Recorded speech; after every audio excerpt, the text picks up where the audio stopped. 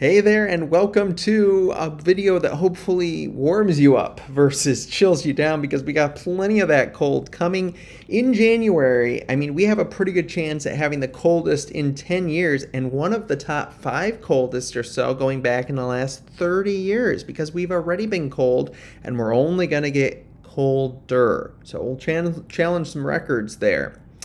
Snowfall?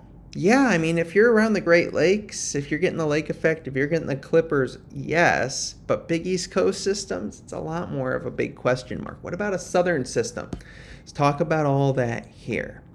This is to date, January temperatures, frigid conditions across a decent section of the middle of the country and the east compared to typical. It's only been warm, really, once you get out into portions of the west. So next week, that's certainly going to bring the cold, that's for sure.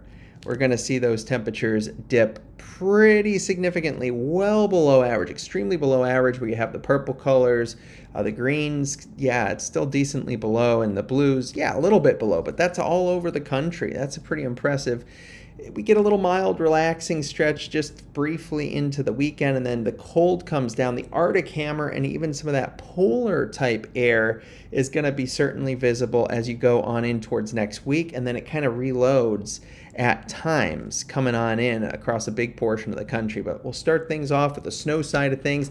This system comes through and enhances off the Great Lakes. Those typical snowbelt areas, we'll see extra snow. We're talking about a good few inches as we go throughout your Thursday. And then that system moves out, and besides some lake effect that's going to be back behind it, notice there's really not a ton going on. There's a system that's going to swing through on your Saturday, so we'll see that.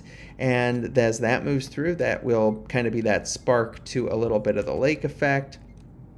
But back behind that, I mean, it's a pretty quiet type of a pattern. The system this weekend is going to be kind of that rain-snow mix. There's a little push of warmer air, but it's not going to probably turn into any kind of a big East Coast system. You can see there significant snowfall again in those primary snow belts, another 5, 10, 20 inches or so.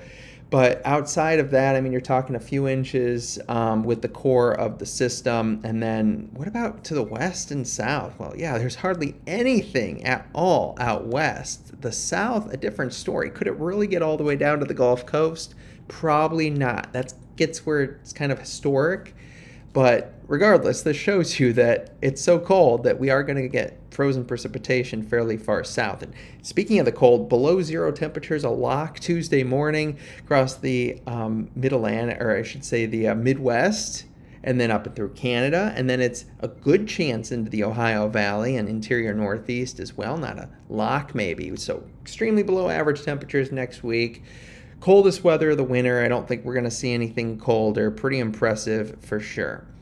What does this translate to? Feels like temperatures not horrible as you go through the weekend, then that changes big time. I mean, we're talking there -30 in the Twin Cities, -17 into Iowa, -24 into Cleveland. Yeah, very, very cold. This is plenty cold enough to cause school delays and cancellations as we go throughout, especially Tuesday and Wednesday of next week. Yeah, big deal, cold. Precipitation-wise, though, you can see drier conditions across portions of the middle of the country. Plenty dry out west. That's not good news for any of the fire risks. These type of patterns typically suppress everything south, so no surprise that there'll be above average precip closer to the Gulf Coast, but also there will be some extra snow into like the Dakotas, so keep an eye on that as well. Your Norcast weather update.